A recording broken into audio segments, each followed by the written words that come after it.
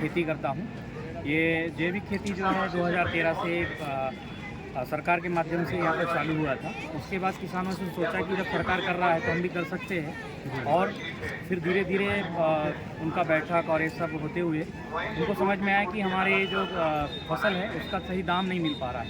तो हम एक संगठन बनाकर आगे इसको बढ़ाएं। तो किसानों ने 2014 में इसके लिए विचार विमर्श करना चालू किया, और 26 अगस्त 2016 को भूमगादी जैविक कृषि उत्पाद कंपनी के नाम से FPO का गठन हुआ, और उसके माध्यम से हम लोग देसी बीजों का संरक्षण और जो अलग अलग प्रकार के जो धान हैं उसकी किस्मों को लेते हैं, क्योंकि सरकार यहाँ पर केवल धान लेती है।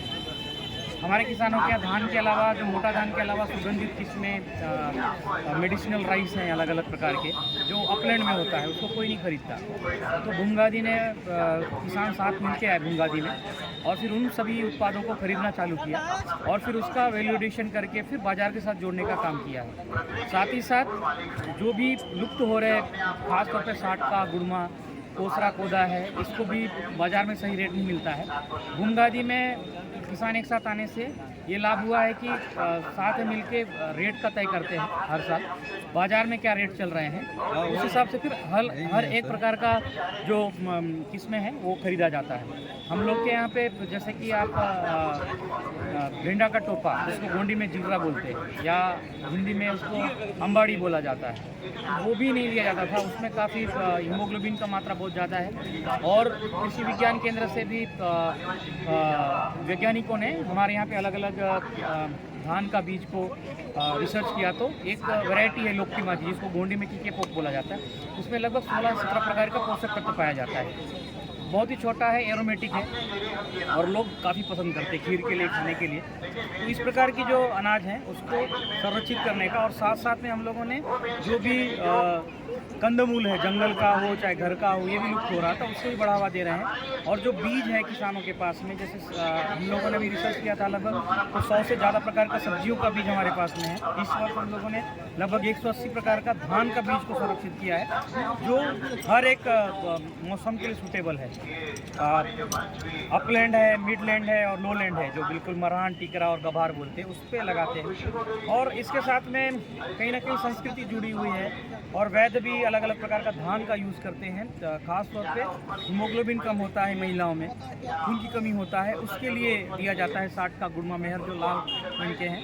और साथ में ब्राउन राइस जो होता है ना, जो हम लोग बिल्कुल पॉलिश नहीं करते, केवल उसका छिलका निकालते हैं, उस तरीके का भी समझ में आया है, और उसको हम लोग लगातार सभी किसानों के साथ मिलके बढ़ा रहे हैं। हम लोग जो ऐसा स्टॉल है, हर एक कोया करसाड़ में जैसे कार्यक्रम होता है उसमें हम लोग लगाते हैं, और जानकारी बढ़ाने का काम करते हैं, और साथ में किसानों के साथ और जो भी हमारे ज़िले में आए हैं उनके साथ में उनको साझा करते हैं। और ये जो प्रयास है ये सभी मिलके कर रहे हैं। तो इस तरीके का हम लोग का काम है। और भारत में अभी सबसे बड़ा जैविक क्षेत्र जो है दंतेवाड़ा घोषित हुआ है। केवल हम लोग 110 गांव में, दंतेवाड़ा में 230 गांव हैं, 230 गांव में 110 गांव पूरी तरह से जैविक है, और उसके और PGS के माध्यम से हम लोग लगभग 15,000 हेक्टेयर, और LAC योजना के अंतर्गत हम लोग 65,000 हेक्टेयर को करते हैं। इस प्रकार से लगभग 80,000 हेक्टेयर हम लोग के पास में अभी पूरा जैविक क्षेत्र है। इससे पहले सिक्किम हुआ करता था 60,000 हेक्टेयर। सिक्किम एक राज्य है, एक राज्य पहले टॉप पे था, अभी हम जो दंतेवाड़ा है वो सबसे टॉप पे है। और यहाँ पर सभी लोग रासायनिक खाद, दवा का उपयोग नहीं करते। जो पारंपरिक ज्ञान है उसको भी हम लोग संजोने का काम कर रहे हैं, कि परंपरा के अनुसार क्या क्या अलग अलग ज्ञान था उसको संजोने का। और हमारा जो काम है सीखने और सिखाने का, हम किसानों से सीखते हैं, और कुछ जो हम नया चीज़ सीखते हैं उसको हम लोग किसानों को सिखाने का काम करते हैं। दोनों तरीके से जो है जानकारी है वो आदान प्रदान होता है। तो इस तरीके से ये जो बीज है इसको बचाना बहुत ज़रूरी है, और हम लोग को भी काफ़ी महसूस हुआ, हमारे किसानों को महसूस हुआ, जब तक बीज नहीं होगा तो खेती नहीं हो पाएगा। और आज भी हम लोग कोया करसाड़ में आए हैं, तो कोया करसाड़ में हम लोग लघु अनाजों का, जो मोटे अनाज बोला जाता है, इस बार हम लोगों ने कोदा का चावल दिया है यहाँ पर। कोदा का चावल इसलिए दिया कि ताकि जो भोजन है, भोजन की संस्कृति है, उसमें वो आए, क्योंकि आज धीरे धीरे बाजारीकरण बहुत ज़्यादा हो रहा है, जिससे कारण से हम अनाजों को बिल्कुल बेच दे रहे हैं, अच्छा रेट मिल रहा है इसलिए, लेकिन खाने में उसका उपयोग नहीं कर रहे हैं। तो अभी धीरे धीरे सबको समझ में आ रहा है, अलग अलग प्रकार की बीमारियां हो रही है बाज़ार से जो खा रहे हैं, तो वो उन चीज़ों को भी हम लोग लेकर काम करते हैं और किसानों के साथ ही बात करते हैं कि आप पहले क्या खाते थे, कैसा खाना था, अलग अलग कब कब खाते, तो ये सब चीज़ जो है जानकारी वो किसानों के माध्यम से हमको मिलता है। आदिवासियों को क्रय शक्ति नहीं है, तो आप वो सस्ते में कैसे उनको मुहैया कराते हैं इन सारे बीजों को, इन सारे किस्मों को?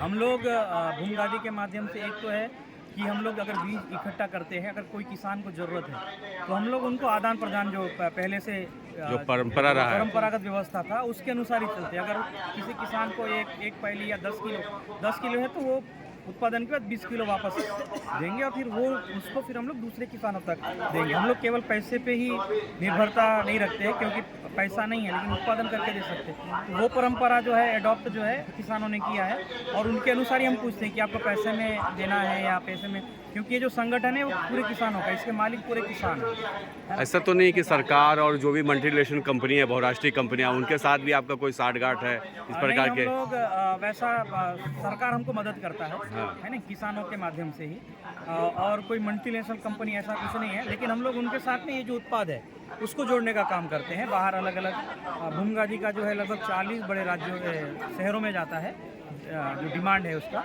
और हम लोग ये चाहते हैं कि हमारा जो उद्देश्य है कि सबसे पहले किसान खुद कमाए और खुद परिवार के लिए पहले खाए, उसके बाद ही अगर आपको बचता है तो उसके बाद आपको विक्रय करना है, क्योंकि पोषण बहुत ज़रूरी है ना, चाहे वो दाल हो, तिल हो, है ना, अनाज हो या बड़े अनाज हो। तो ये हमारा लक्ष्य है और हम लोग इस बात को सभी किसान के माध्यम से, जो सामान्य सभा की बैठक होती है या गांव में बैठक होता है तो उस समय उनके साथ में बात करते हैं कि क्या क्या समस्याएं हैं और खाने में क्या है। आपको अगर रेट मिल रहा है इसका मतलब ये नहीं कि आप पूरा बेच दीजिए, पहले आप उसको खाइए, है ना, उसके बाद ही आप उसको बेचिए। तो छत्तीसगढ़ में करीब 36,000 धान की किस्में रिचार्डिया ने संग्रहित किया है, आपको जानकारी होगी। तो आप क्या देखते हैं कि अभी तक कितने धान के किस्में हमारे बीच में जीवित है? जैसा कि हम लोग को मोटा मोटा मालूम है, अभी तक उसको नहीं, लगभग 250 से 300 किस्में हमारे दंतेवाड़ा जिले में ही है, ऐसा माना जाता है। और रिचार्या जी ने जब रिसर्च किया था, सबसे ज़्यादा बस्तर में सबसे ज़्यादा धान की किस्में मिली थी, ये जानने को मिलता है। और अभी भी वो यूनिवर्सिटी में है, अगर किसी व्यक्ति को कुछ चाहिए होता है तो उसका मतलब पूरा डिटेल के साथ अगर जाएंगे तो वहाँ पर उपलब्ध हो सकता है, ऐसा कहा जाता है। IGKV रायपुर में वो संग्रहित है। ओके, धन्यवाद।